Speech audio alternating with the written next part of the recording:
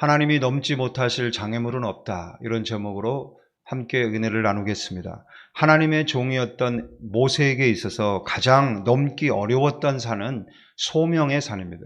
콜링, 하나님의 부름에 응답하는 그것이 그에게 가장 넘기 어려운 산이었다라는 거예요. 자, 하나님이 떨기나무 불 가운데서 나타나셨죠. 그리고 그 가운데서 하나님의 음성이 들려오죠. 내가 여기 있나이다 하고 모세는 그 음성 앞에 반응을 보입니다. 또 하나님이 말씀하시기를 너의 발에서 신을 벗어라 하니까 신도 벗습니다. 자, 특별한 하나님의 현현을 보고 느끼고 그 말씀을 듣고 그 임재를 경험하는 이런 일은 모든 성도들이 바라고 원하는 겁니다. 은혜가 되고 기쁨이 됩니다. 이런 경험은 얼마든지 받아들일 수 있어요. 부담이 되거나 힘든 부분이 아니거든요. 그런데 하나님께서 그 다음에 모세에게 소명을 주세요. 애굽으로 가라. 바로를 만나라. 그리고 내 백성 이스라엘을 인도해내라. 이 말씀을 하니까 갑자기 체하게 됩니다.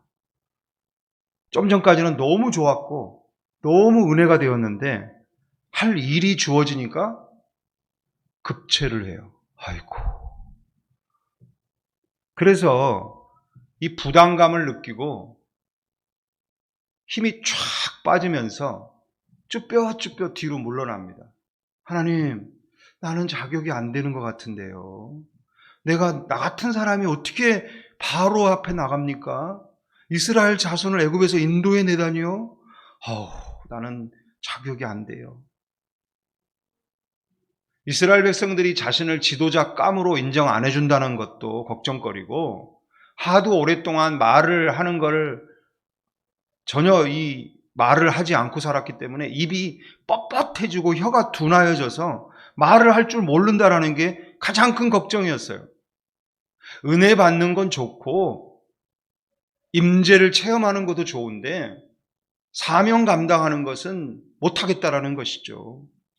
그래서 자꾸 물러납니다. 자, 그런 모세에게 하나님이 내 백성 이스라엘 백성들이 얼마나 지금 큰 고통을 겪고 있는 줄 아느냐. 내가 그들을 너무너무 불쌍하게 여긴다. 자신의 마음을 하나님께서 소상하게 모세에게 알려주시고 모세도 똑같은 그 마음을 느끼기를 원하시죠. 그들이 너무 불쌍하다. 그리고 내가 반드시 너와 함께 해주겠다라고 말씀해 주시고 내가 너의 입에 할 말도 내가 직접 가르쳐 주겠다라고 하지만 모세는 여전히 주여 보낼 만한 자를 보내소서 손사래를 칩니다. 하나님이 당황되셔서 진땀을 흘릴 정도예요.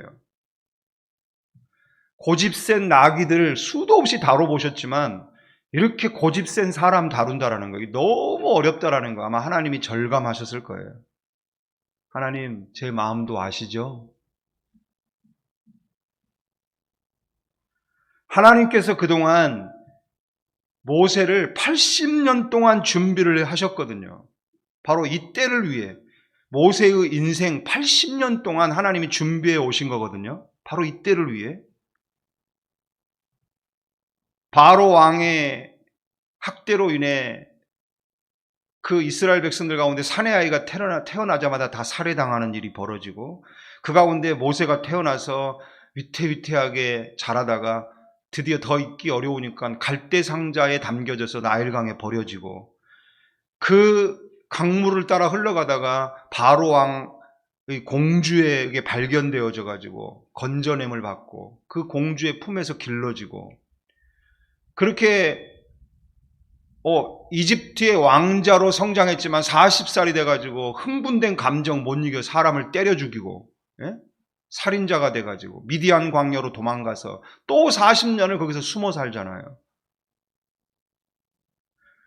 이 모든 과정이 하나님께서 출애굽할 이스라엘 백성들의 지도자로 모세를 준비하신 과정들이고 하나님의 작업이었거든요. 근데 모세는 몰랐어요. 그 하나님의 그런 뜻이 있는 줄 몰랐어요. 자기의 그냥 고난과 고통으로 점철된 삶 속에서 그냥 아둥바둥거리며 힘들게 살아왔던 것이죠. 왜 나는 이런 불운한 시대에 태어났나? 왜 나는 이런 불행한 일을 계속 겪나? 왜 나에게는 이런 재수 없는 일이 자꾸 일어나나? 한때는 왕자가 되어서 위엄을 누리며 살다가 한때는 목동이 되어 살아가는 자신의 삶의 이 드라마틱한 변화에 그는 많은 퀘션이 있었어요. 때로는 하나님 앞에 그걸 가지고 챌린징 퀘션, 도전적 질문을 던지기도 했지만 하나님이 한 번도 대답을 안 해주셨어요. 그런데 이 떨기나무 앞에서 하나님을 만나고 하나님의 콜링을 받고 사명을 받고 보니까 인생의 수수께끼들이 모두 풀립니다. 여기저기 궁굴러 다니며 살아온 인생의 파편들이 다 쓸모없는 쓰레기인 줄 알았는데 하나님의 뜻이라는, 하나님의 섭리라는 실에 의하여 꿰어지기 시작할 때 비로소 이게 하나의 보석이 되고 완성된 그림이 되더라. 그래서 모세가 깨닫는 거예요. 내 이름이 괜히 모세가 아니었구나. 다 하나님의 뜻이 있었던 것이구나. 여러분은 욥기 23장 10절을 얼마나 이해하십니까? 그 말씀 속에 100%의 하나님의 뜻이 담겨 있는 거 100% 다 이해해야 정확하게 이해한 거거든요. 오직 나의 가는 길을 그가 하시나니 그가 나를 단련하신 후에는 내가 순금이 되어 나오리라. 아멘. 만약 우리가 이 말씀을 오늘부터 나의 미래에 일어날, 나의 인생의 미래 부분에만 적용을 하고 있다면 그거 50%밖에 이 말씀을 모르는 거예요. 이 말씀을 100% 이해한다는 것은 내가 예수님 믿고 구원받은 이후부터 지금까지 하나님의 은혜 아래 살아온 인생에만 이 말씀을 적용하면 안 돼요. 하나님 만나기 이전, 태어나서부터 하나님 만나기 이전 내 과거, 내가 정말 기억하기 싫고 생각하기도 싫고 창피하고 부끄럽고 추해서 그냥 잊어버리고 싶고 감추고 싶고 모두 다 그냥 사라져버렸으면 하는 그 과거에 대해서도 이 말씀을 적용해야 돼요. 하나님을 만나고 나면 그 모든 과거도 귀하고 쓸모있는 과거로 재해석이 되고 오늘의 나를 위해 하나님께서 허락하신 내 인생의 소중한 과정이었음을 깨닫게 됩니다. 은혜가 있길 바랍니다. 사도 바울의 간증 설교를 들어보면 자신의 부끄러운 과거를 뛰어넘지 않아요. 숨기지 않아요. 오히려 거침없이 사람들에게 밝혀요. 드러내고 사람들에게 그걸 알려요. 그러면서 그는 자신의 그 부끄럽고 창피한 과거, 정말 못됐고 못난 삶의 이력들을 고스란히 가져다가 그렇게 못났고 못된 자신을 이렇게 예수님을 많이 닮은 거룩한 사람으로 변화시켜 놓으신 하나님의 은혜를 극대화시키고 있습니다. 할렐루야! 건축 이야기를 하는 성도가 건축 이야기를 하면 어떤 성도가 좋아하겠어요? 지금도 은혜대다가 제가 건축하니 갑자기 이렇게 다들 아멘이 쏙 들어갈 것 같은 분위기야 지금. 아니 건축 이야기를 하면 어떤 성도가 좋아하겠냐고. 지금처럼 코로나로 인해 안 그래도 잔뜩 움츠러 있고 허리띠 졸라매고 힘들게 살아온 이 시기에 건축 이야기를 꺼내니 어떤 성도가 반기고 좋아하겠어요? 그런데 제가 몰라서 저만 이렇게 건축 말하고 건축을 위해 기도하고 있는 걸까요? 아니에요. 저도 알아요. 여러분과 똑같은 심정을 저도 갖고 있어요. 저도 힘들어요. 저도 부담이 돼요. 성도님들에게 건축 이야기 꺼내고 헌금 이야기를 꺼내려면 제가 먼저 헌금을 해야 된다는 거 저는 알고 있어요. 저는 지금까지 그렇게 살아왔어요. 제가 먼저 헌금을 해야 성도들에게 헌금 이야기를 할 수 있는 마음이 제 안에 있어요. 양심이 있어요. 아내와 함께 이번에 우리가 네 번째 건축을 하게 되는데 얼마를 우리가 드릴 수 있을까? 최선을 다해 모아서 드렸어요. 제 1번으로 드리자. 제 1번으로 온라인 입금을 했어요. 세 아들들에게 말했습니다. 이거는 아빠 엄마의 이름으로만 드리는 헌금이야. 너희들의 헌금은 너희들이 준비해 드려라. 너희들 지금 경제활동하고 있잖아. 이렇게 하나님 앞에 믿음으로 드리지만 지금까지 성전 건축을 3번 하는 과정 속에서 항상 이렇게 먼저 드려온 그 과정 속에 고민이 있었고 감당해야 할 어떤 힘든 부분도 있었고 부담이 돼요. 그래서 하나님 앞에 모세와 같이 손사래를 쳤어요. 하나님, 저 건축 3번이나 했어요. 한 번도 안 한 목사님들 저기 많잖아요. 그분들에게 건축의 일을 맡기시고 저는 이제 그만하고 싶어요. 그런데 하나님이 딱 한 말씀 하시면 제가 꼬리를 내릴 수밖에 없더라고요. 딱 한 말씀 하시더라고요. 바로 이 일을 위해 내가 너를 54년 동안 준비한 거야. 한 말씀 딱 하시니까 내가 더 이상 하나님께 뭐 항변할 수 있는 그런 할 말이 없고 그런 마음도 없어요. 가만히 제 삶을 돌아보니 어렸을 때부터 제가 잘한 게 별로 없었거든요. 동네 친구들과 형들과 딱지치기를 하면 언제나 잃기만 해요. 자치기를 하면 신기하게 내가 때리는 게 제일 조금 나가요. 우리가 구멍가게 했는데 맨날 새딱지 갖다가 또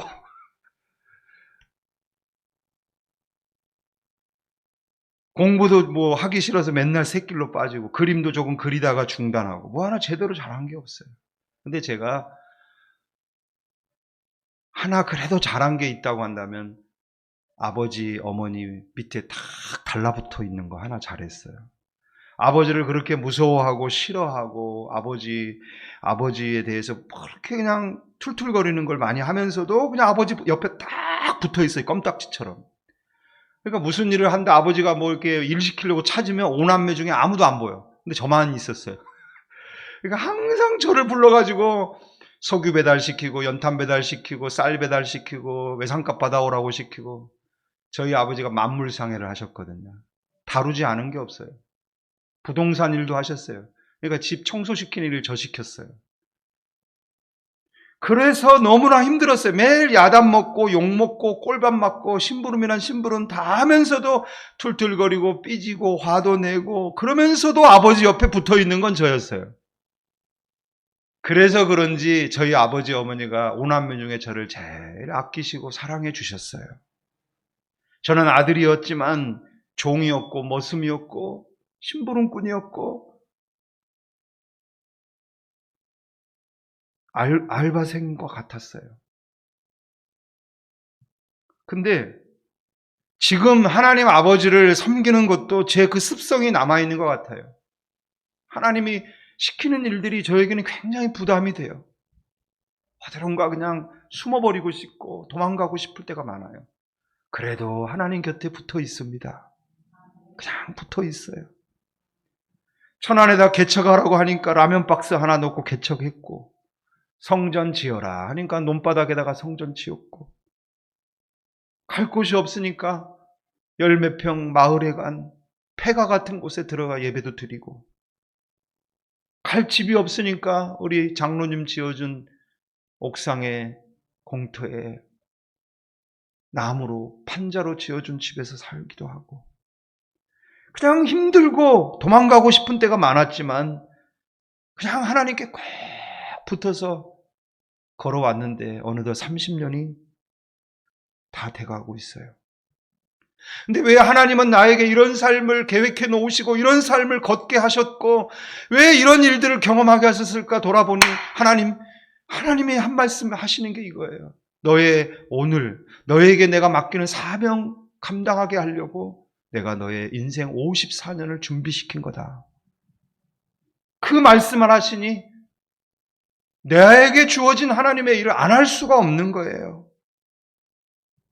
여러분은 제가 담임 목사로서 그냥 지시하면 되고 그냥 말하면 다 되는 걸로 생각하실지 모르지만 여러분이 하는 고민 저도 똑같이 하고 여러분이 힘들어하는 거 저도 똑같이 힘들어요. 그러나 하나님이 하라고 하시면 하는 거고 하나님에게 붙어 있어야 되니까 하는 거고 저에게 맡기신 두란노 공동체에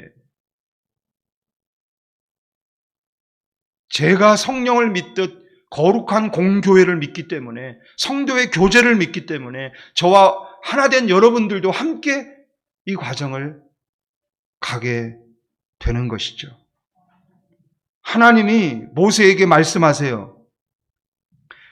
이 대목에 대해 깜짝 놀라지 않을 수가 없어요. 하나님이 이렇게 말씀하세요. 오늘 본문에 나오죠. 볼지어다 내가 너를 바로에게 신같이 되게 할 것이다. 할렐루야. 자, 모세가 바로를 너무 두려워하니까 하나님이 대안을 제시하세요. 내가 너를 바로에게 신같이 만들어 줄 거야. 두 번째, 네가 말 못한다고? 그러면 대언자로 너의 형 아론을 준비해 놓았다. 너의 형 아론이 대언자가 될 것이다.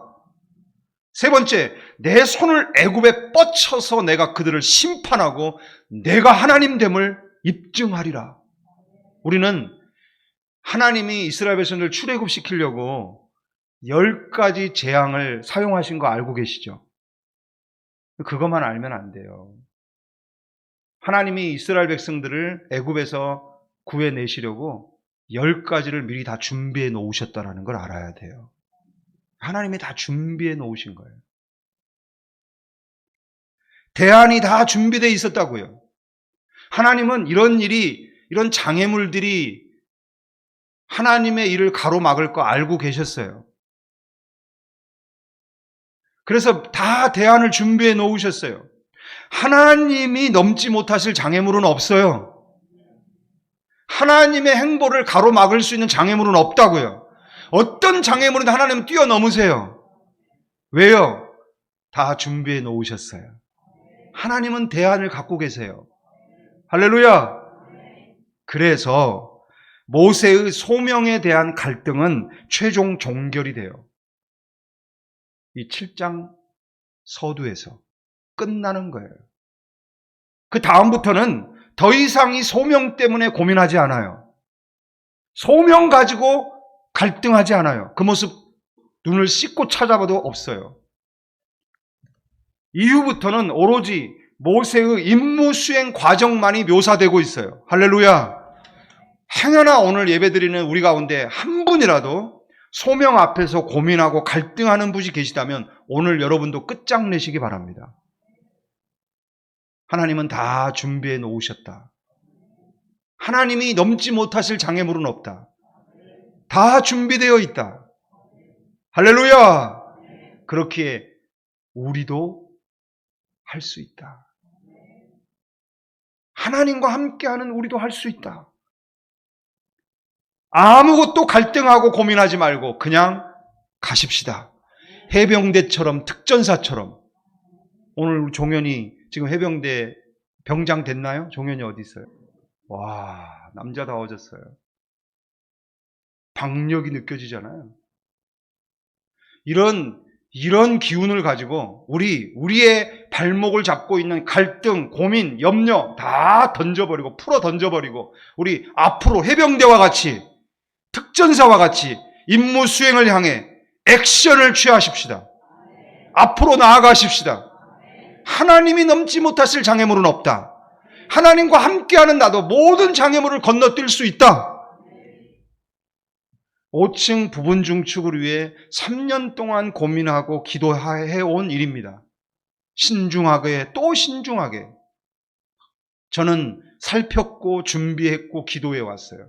그러나 이제 때가 돼요. 이제 하나님의 성령이 우리를 감동케 하시고 장로님들, 당회원들을, 재직회원들을 한마음으로 감동케 하사 결정하신 일이에요. 우리는 신앙 고백에서 날마다 사도신경으로 이런 고백을 합니다. 나는 성령을 믿으며 거룩한 공교회를 믿으며 성도의 교제를 믿습니다.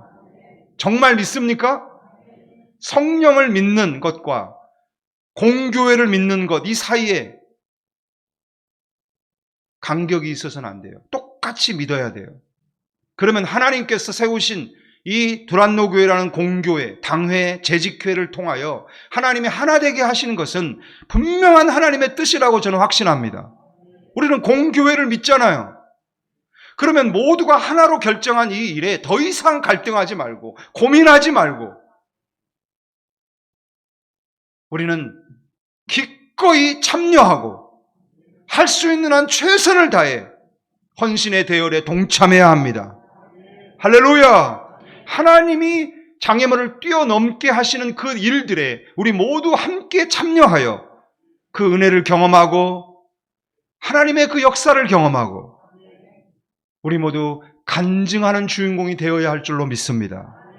6절을 보니까 모세와 아론이 여호와께서 자기들에게 명령하신 대로 행하였더라 라고 마침표가 찍어지는 것처럼 오늘 우리들도 이와 같이 하나 되는 행동을 보여야 할 때입니다. 우리 함께 행동합시다. 7절을 보니까 그들이 바로에게 말할 때 모세는 80세였고 아론은 83세였더라. 우리가 나이가 많든 적든 나이가 많은 분은 아유 힘이 없어서요. 나이가 어린 분은 아이고 할 줄을 몰라서요. 그런 핑계하지 마시고 80세, 83세인데도 하나님 앞에 쓰임 받았잖아요. 능력이 있든 없든 나이가 많든 적든 우리가 할 수 있는 최선을 다해 하나님의 역사에 동참합시다. 할렐루야!